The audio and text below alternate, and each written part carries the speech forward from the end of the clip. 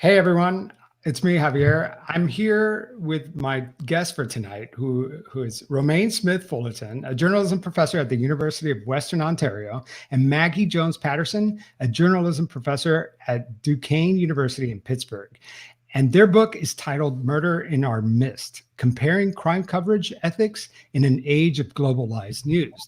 And so really, the reason why I have you guys here tonight is because I wanted to talk about the ethics of should podcasters like me or journalists in the media publish the name of the accused criminal.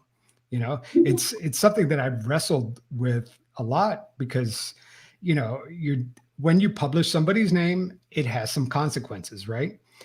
And that's what we want to discuss today. So welcome to the YouTube live show. Thank you, Javier. Thanks for having us. Yeah. All right. So in your book, you talk about, it was actually kind of tell me how you came upon this idea. How did you realize that maybe America and the United States covers the news one way, and then maybe the rest of the world covers it a different way? When did you kind of stumble upon this idea? Well, and we really did stumble. That's the right verb. I was taking students on a tour of Europe, and we stopped in the Netherlands and visited a newsroom there called A&P, which is their counterpart of the Associated Press. It's their national news distribution. And I was familiar with a story that the editor there wanted to talk about.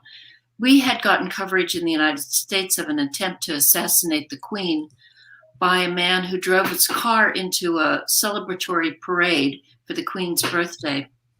He killed 7 people, which included himself. Injured 10 more. And before he died, he said his intention was assassination. And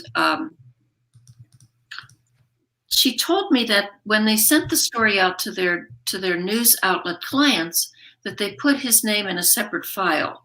And most of the clients did not use the name. And I said, what? Like, what? I was really astounded. This was an international story in a small country. And she was astounded that I was astounded. She said, well, we don't usually use the name. That would be, people do. I mean, there are some news outlets who chose to use it because it was such a big story, but generally they don't. And so when I came back and I talked to Romayne, because she and I had done some writing before about crime coverage, comparing US and Canada, which have some differences.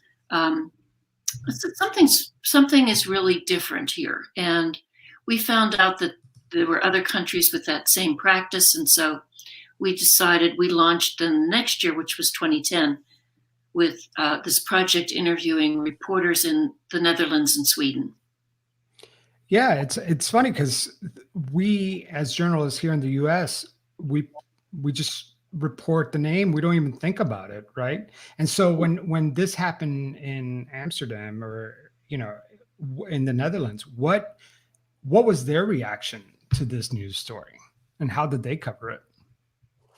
What was the reaction of the way that it was They don't question it because that's their usual practice. Mm-hmm. So here we have 2 different worlds, 2 different ways of covering the news. Yeah, but one of the photos that is similar to the one you just were showing did win a national prize, and that was very controversial because people felt it actually showed the impact. As when he crashed into a monument, and people thought it should not have been used, much less win a prize. Yeah, and that's another thing too. Photojournalism plays a role. But go ahead, Romayne. Yeah, I just wanted to say a couple of things about that. And first of all, it's not that there's any law about this, just like there's not a law in the United States that journalists must identify accused and convicted people. It's just that's what people in North America do. And so the Dutch default is, generally speaking, not to name. And again, it's not that there's a law that prohibits them. They just think it's the right thing to do, just like people in North America think that naming is the right thing to do. And I think that was what really brought Maggie and I, Maggie and I up so short. This kind of recognition that we always do it this way and we don't think about why, just like they always do it that way and they don't think about why. So we wondered whether there might be just a small project that would compare, these two really different practices, especially in countries that on the surface might seem really similar. I think people in North America think of places like Amsterdam and the Netherlands in general as pretty hip and cool places. They're advanced, westernized, capitalist democracies. How could they be different from us? Right.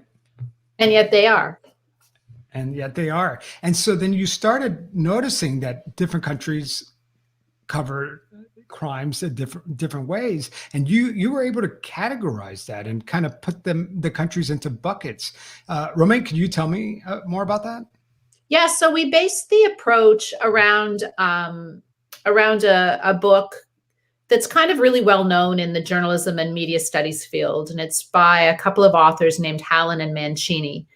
And the book is called Comparing Media Systems. And what that book did was it made the argument that the relationship amongst government, citizens, and media basically is created out of history, political affiliations, economic conditions. In other words, media relationships amongst that group of three entities, journalists or media organizations, government, and people, is going to vary from place to place depending on history and culture. So they had already created 3 different media models.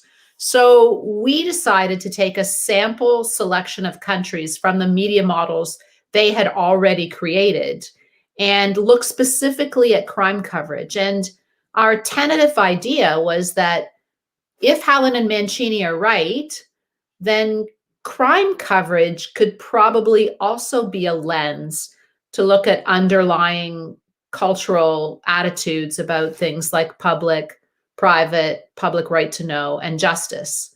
And then we started sampling countries. So in the first year that we went abroad, we looked at, we started in the Netherlands and then went to Sweden and came back to England.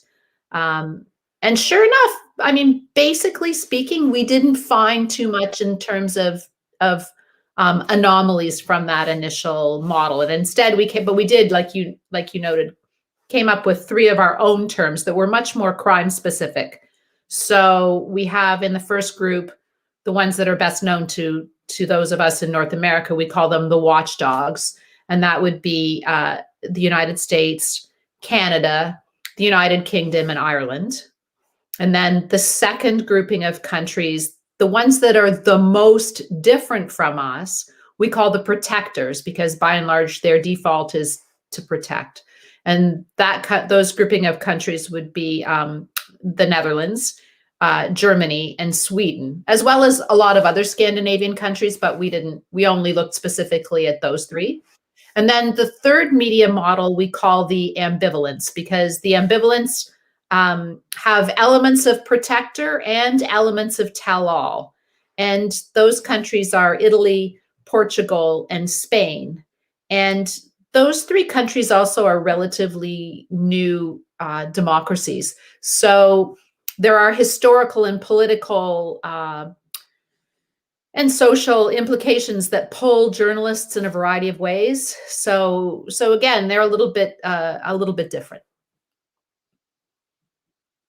Sorry, I muted myself. That's perfect. I mean, that's a great framework to look at the world and the way we cover crimes.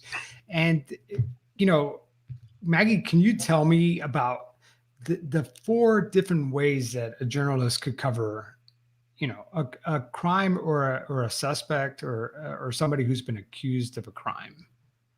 Well, you're talking about the quadrant that Leonard Weibel drew for us. It's his quadrant that he drew for us in Sweden. He's a scholar at the University of Gothenburg. And he said that there are 4 quadrants. There's a private event a private person. So a kind of maybe a domestic violence kind of crime where that it may be newsworthy, but the person's not a public figure and it happened within the family. In that case, they would almost never use a name. They would protect that person from any publicity. A public person with a private event, if you had a domestic violence kind of event, but the person was a celebrity or an elected public official, it would be controversial. Some might use it, some might not. The case which the case in the Netherlands fits into is a private person but a public event. That attempt to assassinate the Queen, in which 7 people died, happened on national television because it was a national holiday. So it was definitely a public event. But because Karstates is his full name, was a private person, most media chose not to use his name. And the fourth quadrant would be a public official or a public person in a public event. So that would be an elected public official caught in a fraudulent activity. Then they would always use the name. So the 2 quadrants where public and private exist simultaneously are the ones that people make different decisions. But the other 2, they're pretty uniform. Yeah. When you say the other 2, you mean the private person and the public event and and I'm talking about the protector countries now. Right. There's obviously not the model in the watchdog countries. Well, and that's what I kind of wanted to go over. So a private person and a private event, I'm just trying to think of my local news days and how I would have covered that. No. I think I wouldn't have published any names in that situation. Is that the case in both the protector and, the watchdog countries? No, not the watchdog countries, not in the not in cities in the United States. I mean, maybe in smaller communities where a person's reputation would be damaged. But once something is newsworthy, most North American, most of the English-speaking reporters say it's a public record. It's the public's right to know. So if it's a newsworthy event, they use the name. Yeah. So one event, and actually a listener posted this question for you guys on Facebook today, which was they mentioned Richard Jewell from the 1996 Olympic bombing. Here's a private person in a very public event. And how did the news media get it wrong? And how would protector country would have dealt with a news situation like that? They might have gotten it wrong too, but it wouldn't have been blown up quite so much because not everyone would have used the name. But I'm guessing. I mean, they would. Obviously, they make their own decisions, and we interviewed a lot of people in these countries, but I'm not sure I would feel confident saying exactly what they would do. What would you say, Romayne?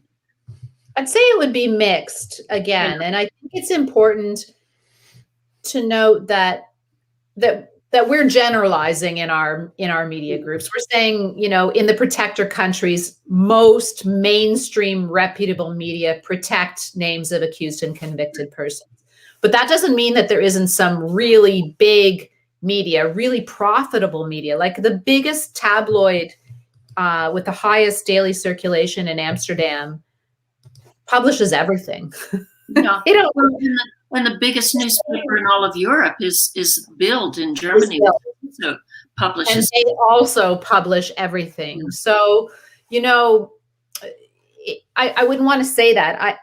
But I would also say, remember the stabbing of Anna Lindh, for example, Maggie? I don't think that Swedish media didn't they initially get the person accused wrong? And then they didn't, in fact, name the second person who was accused. That was Olof Palme. That was the Olof Palme. And then with Anna Lind, they decided not to name the accused person because they'd been mistaken with Olaf Palm. So they felt that there had been too many errors made in that initial high-profile accusation and charge, and so they protected the accused in the Anna Lind stabbing. And I think there have been incidences like that in other places, but I would say in Canada and the United States, we're not identical to the United States. We're definitely more protective than you are. So it would be against the law so I was thinking about that first quadrant that you were asking about, private person, private event. If the private event is an allegation of sexual assault, then there's what's called a publication ban, and it would be against the law for a journalist to name the complainant, and thus it would be against the law for the journalist to name the accused if that would also identify the complainant. So if we have a situation where, say, for example, there's a situation of incest, even if that case is being heard in court, the journalists who are there and any members of the public who are there will know the full names of the accused and the people testifying, but it would be against the law for them to circulate that information because of that kind of limitation. So again, we recognize that we're weighing values, and I think that's kind of what's the most interesting thing behind our work is that every country we visited said, well, we believe in freedom of the press. We believe in the public right to know. But how exactly they define those things is very different. Right. Well, I mean, and you mentioned, or it was mentioned in one of the articles that I read about you guys, which was, we name names because we believe sunlight is the best disinfectant. Yes. Right? And we've always followed that instinct, right? Yeah.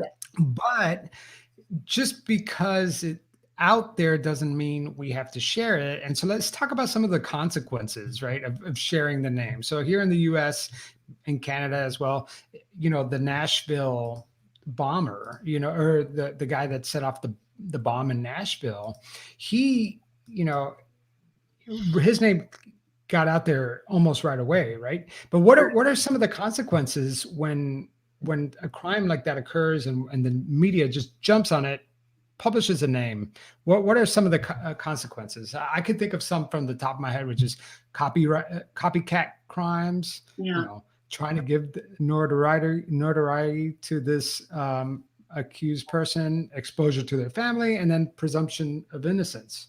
So tell me what your thoughts are on that.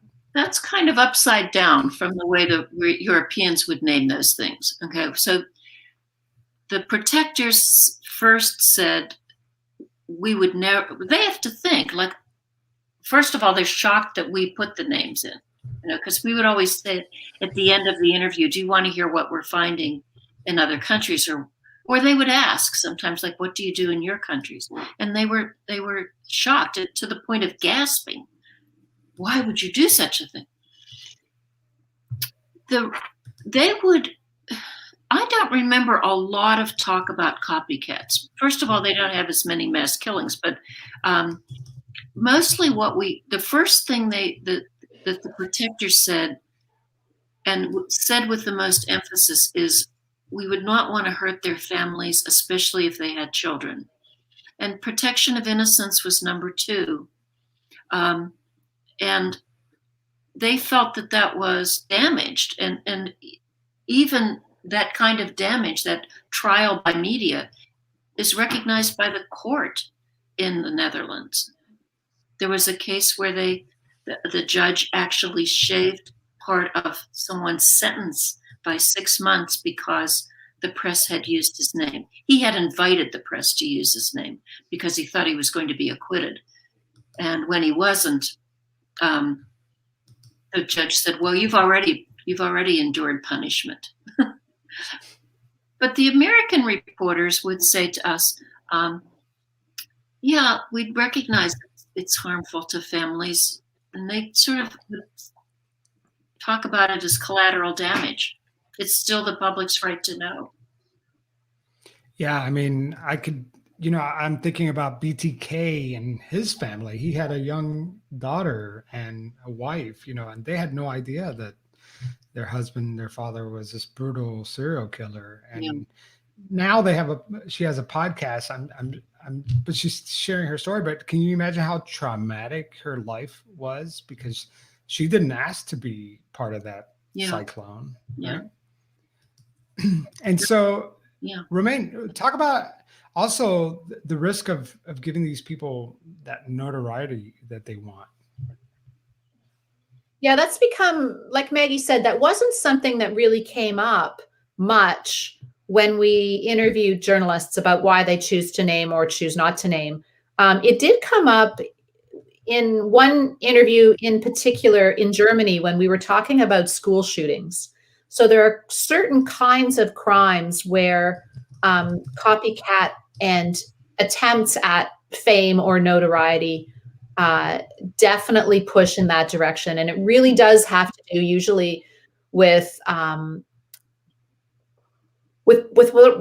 I guess I would call like public killings. So school killings, one that just had happened in 2018 in Toronto, Ontario, Canada, where a guy rented a van and drove up onto the sidewalk and killed a number of people and injured a number more. And then he said when the cops disarmed him, first of all, he wanted to die in a shootout with the cops, but the cop didn't buy it. And the guy pulled a cell phone pretending it was a gun. The cop wasn't fooled, walked up to him, took the cell phone away and arrested him.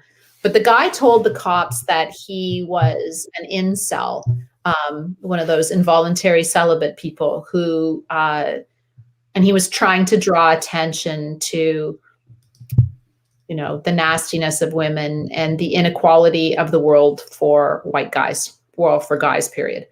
And that kind of crime, those sorts of crimes do seem to engender copycats. School shootings, I mean, the bar to beat is Columbine. And that was the biggest media circus ever. So there are a lot of studies that are very clear that how journalists report on things like school shootings or incel killings or domestic terror can have an effect, can increase the likelihood of copycats in ways that so-called ordinary killings wouldn't. So, that discussion about whether and in what manner journalists might have an eye to that and change their coverage because of, or try to mitigate the likelihood of copycat crimes is something that's really only come to the fore in the last couple of years.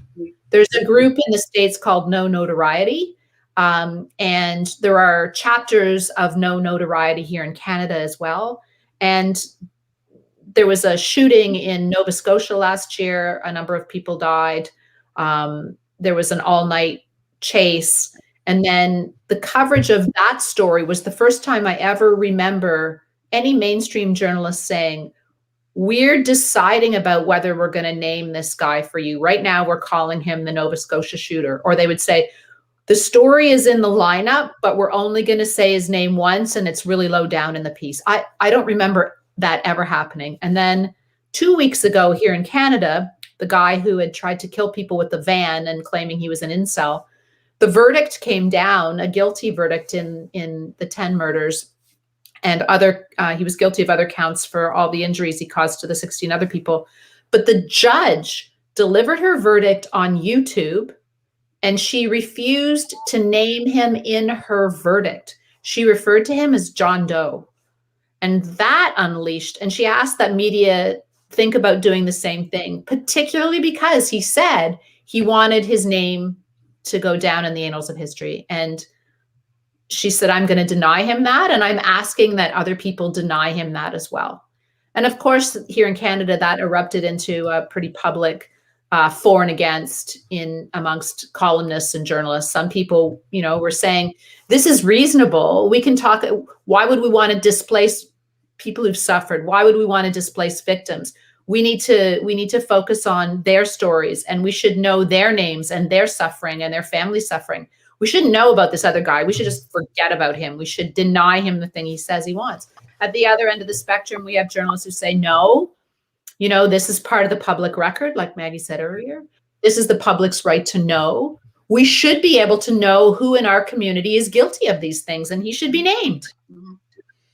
And then let's talk about the last part, which is the presumption of innocence, right? Because a lot of times, it's almost trial by media. We talked about Richard Jewell earlier. I mean, this happens a lot.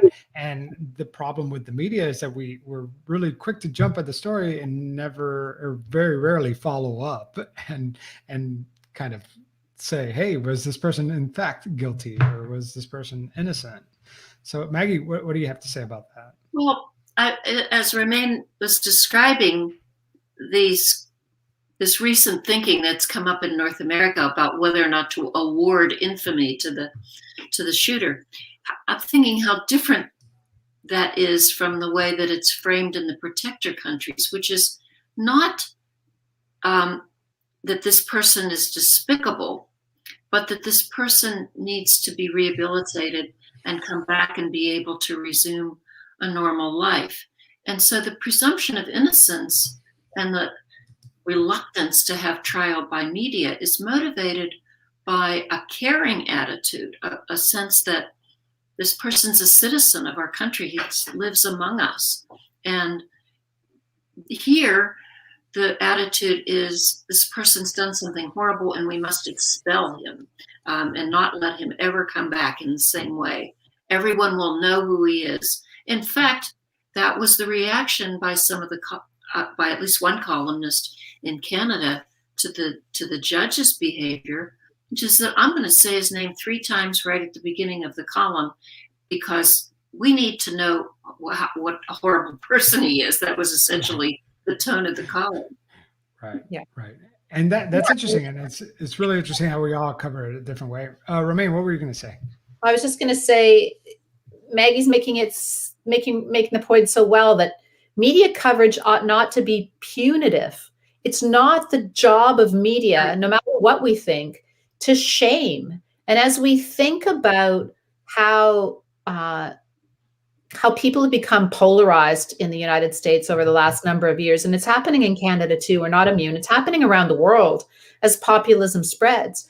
And I think when media give in to that desire to be all this, I think we're pandering to people who say, you're all just full of bias, you're just nasty people, you have no forgiveness in you. I mean, in some instances, if there's a conviction of a person for child abuse, I don't think there are going to be too many people who have any sympathy.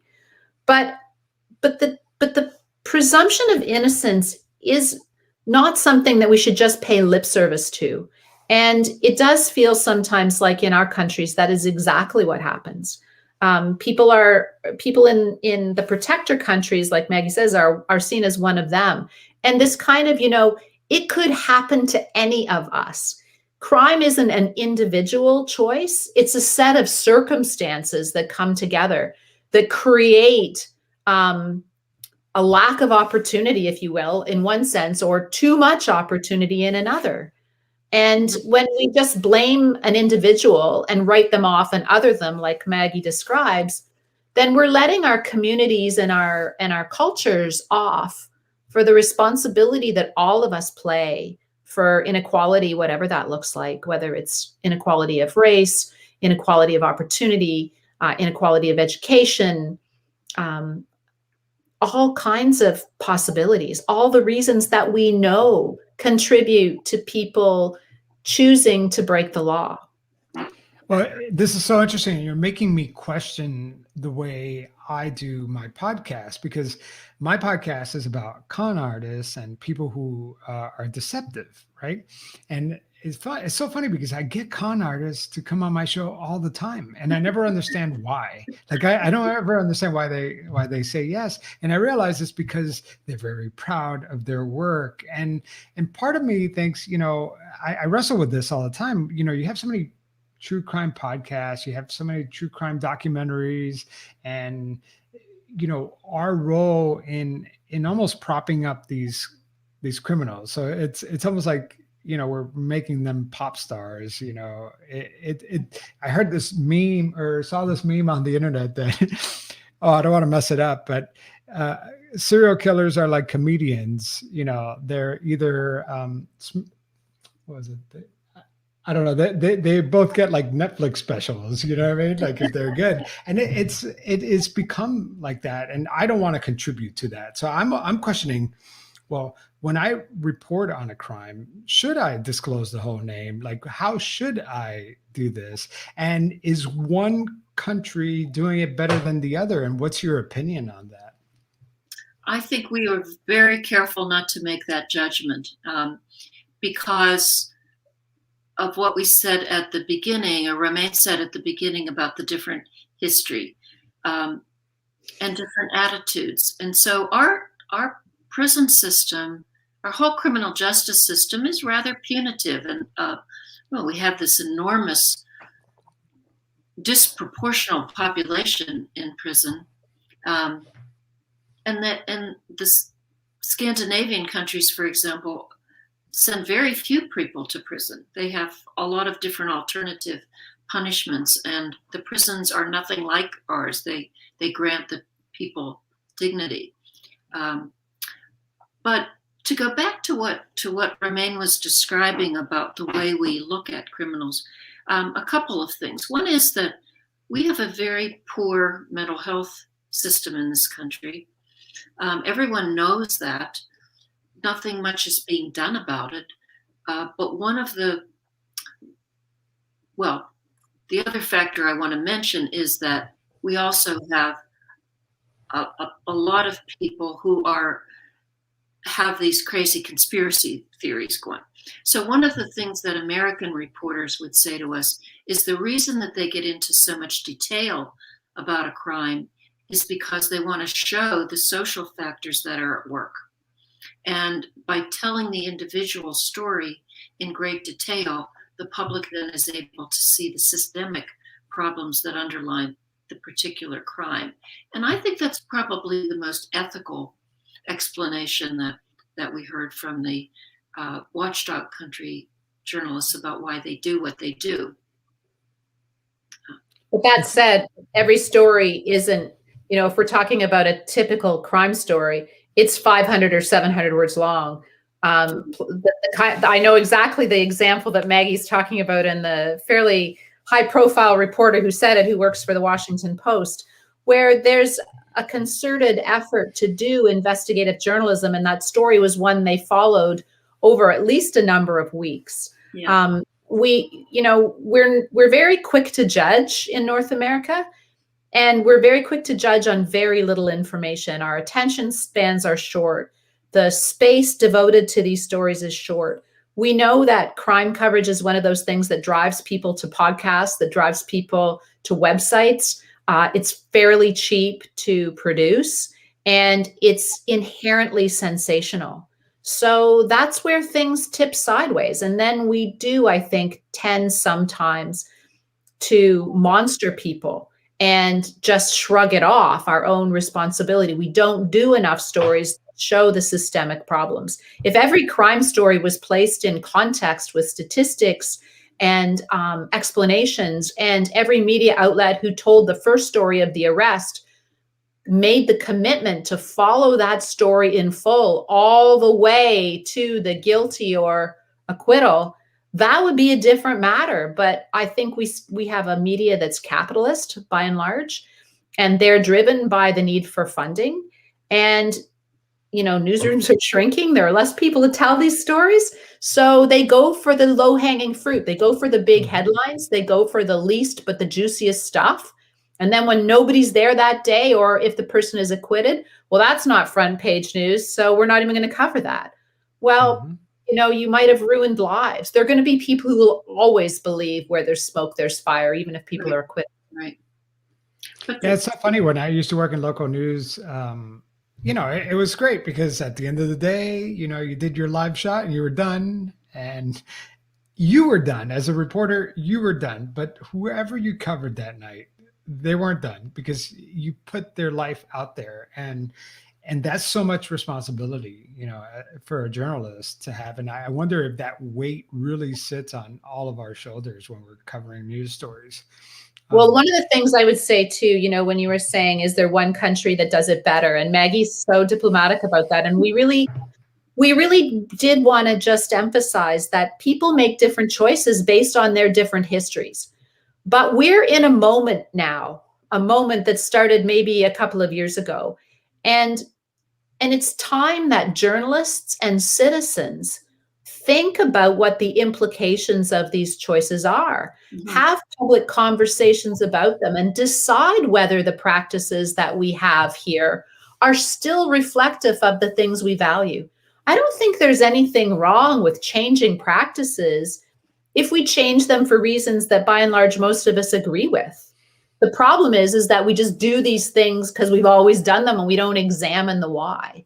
So, that's a big part of why we would agree to come on a podcast or write an article, because we really want to push the educational idea that it's not for us to decide, but it's for all of us to talk about and make these decisions in an informed way. Yeah.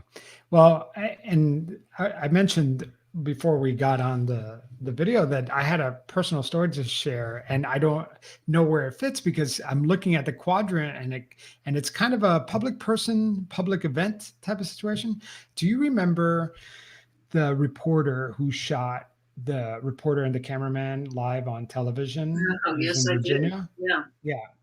I worked with that guy. I was his photojournalist, and I didn't realize.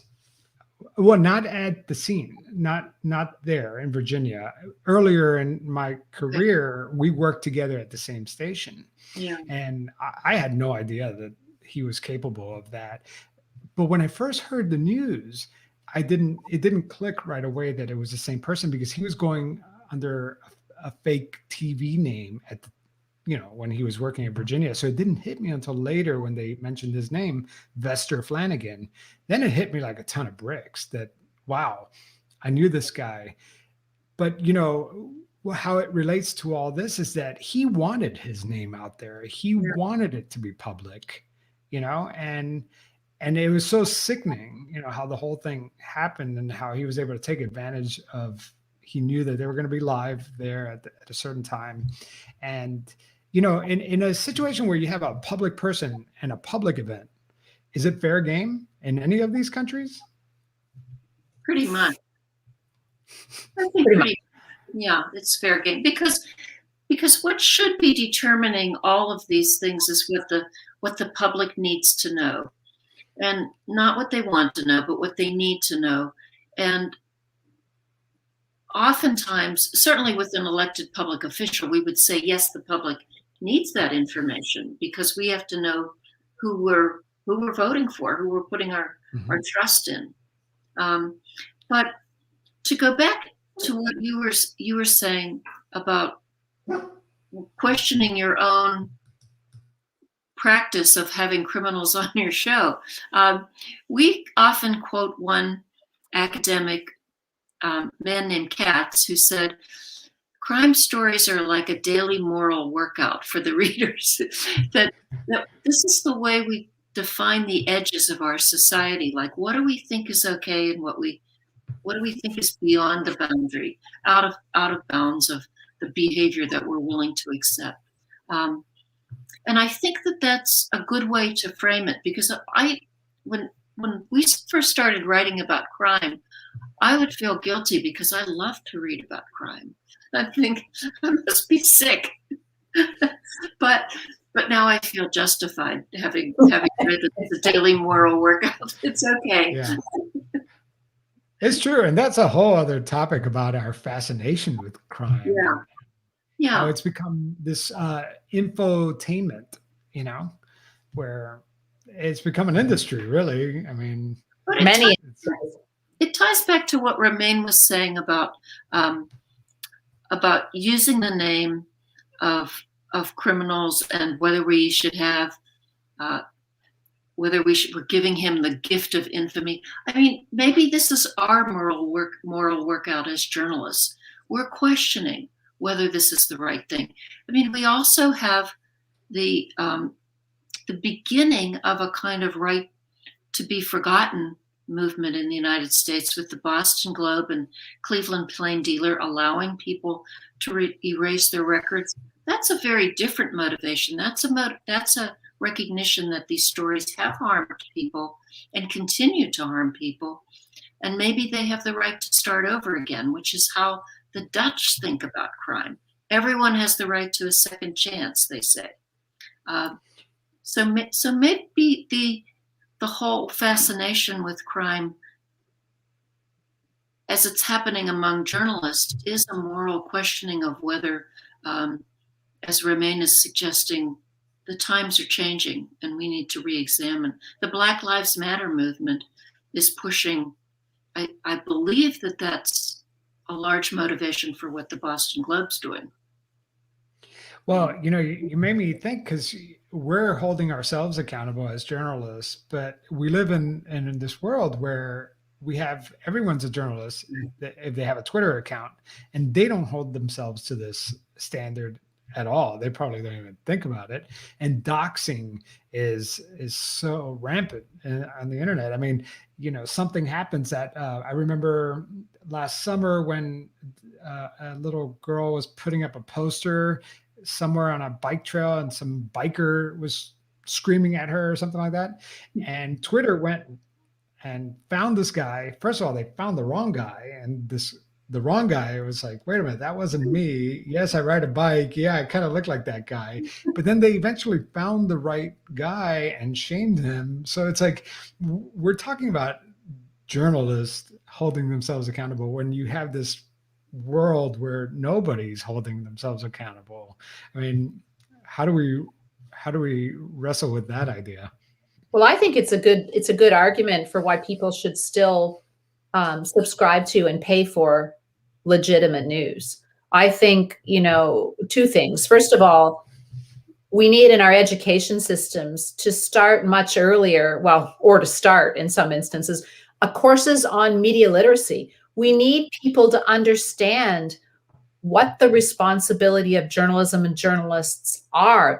People don't know, and the profession has done a crappy job of explaining itself. So first of all, we need education, we need media literacy, and we need discerning consumers who can make informed choices and not follow the people on Twitter who have no training, who have no ethics, and who frankly are not invested. I mean, a lot of those people might even break the law. Here in Canada, they routinely break the law, the libel laws, but they're so small potatoes, the likelihood that anyone is going to sue them is very small. But if they have a following, ordinary citizens don't realize that if a journalist at the CBC or the Toronto Star or the Globe and Mail were to print that stuff, they would get sued. And so, there's a legitimacy to be had, an obligation, both a moral and legal ones, for journalists with reputable organizations to behave in reputable ways. And we need to make that clearer. And I think the other thing that sometimes we forget about is there was never a golden time when people wanted to pay for news, right? That time never existed.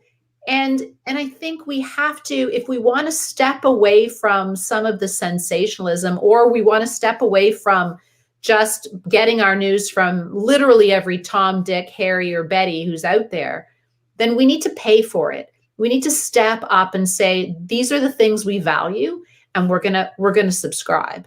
And that's going to change the funding model. And that too might change how we name, when we name. I think it's all part and parcel of the conversation that we need to have.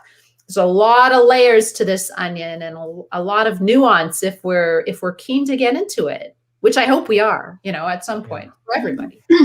Well, and we went back to the Netherlands at the end of our research because we had started there and we felt we needed to update. Plus, they had they have a press council and a journalists union, which takes a position about what they think is the right thing to do, and it's generally not using names. So we wanted to go back and see if the way in which the internet keeps growing was affecting their practice. And they had just met recently and in fact renewed and strengthened their commitment to granting privacy and respect to people who had offended. And so in their estimation, and this is worth thinking about, there was a value to standing for the right thing. And they felt their readers would recognize that. And historically, new media have always been a mess for a while. And then credibility gradually shakes out, at least for some people. There are always popular tabloid type things going on. But, the credibility of the New York Times wasn't built overnight. It was gradually an ongoing investment in standing solidly for certain principles. You're absolutely right. And it's so great. This discussion is awesome. I could talk media ethics all night, but I want to thank you so much, Romayne and Maggie, for coming on the show. And just to remind everybody that the book is titled Murder in Our Midst, Comparing Crime Coverage Ethics in the Age of Globalized News. And I just downloaded it. I'm going to pour through it because this is my jam for sure. So thank you so much, both of you, for coming on the show and spending your evening talking with us. Happy to do it. It was fun. Absolutely. It's always fun to talk crime. We really appreciate your interest. Thank you. Okay.